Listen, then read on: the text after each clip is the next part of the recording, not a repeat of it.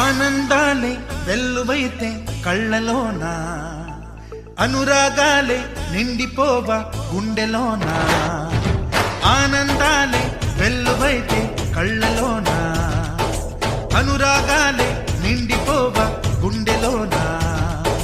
మమతల మాలలు తెచ్చి ఆ కలతలనే చెరిపేసి, ముంగిట ముగ్గులు పెట్టి బెమ్మల కొలువే చేసి, మనమంతా చేరి ఆడి పాడే వేళ సంక్రాంతి పండుగ చేద్దామా.